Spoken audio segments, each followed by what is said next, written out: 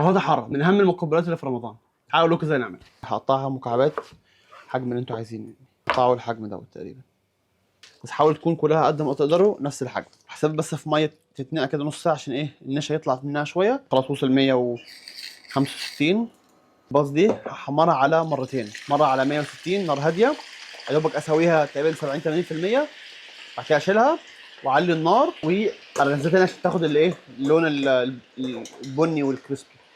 معاها الباص شبه استوت خلاص. هشيلها من الزيت تبرد خالص واحمرها، او حتى ممكن اعملها تاني يوم لو انا عندي عزومه اي حاجه. يا جماعه حمرتهم التحميره الاولى، هسيبها تبرد خالص. يتحمل الزيت بتاع البطاطا الحاره، انزل بالزيت، دبس الفلفل، الثوم، هنزل بكزبره مطحونه دي عملتها فريش، حول عليها النار. انا بس دوبك عايز ادفي الزيت شويه، مش عايز اغليها قوي. بدا يبقلل كده خلاص اطفي عليها النار، سيبها على جنب لغايه لما احمر البطاطس. الزيت سخن على 180.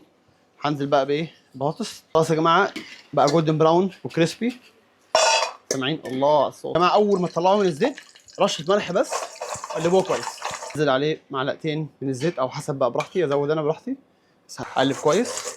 شويه من الكزبره، اخر حاجه خالص الليمون عشان ما يطرش. اوكي خلينا ندوق يا جماعه. ممكن بقى نزود سبايسي براحتنا. ملح. انا بالنسبه لي كده بيرفكت، حلو قوي. دون.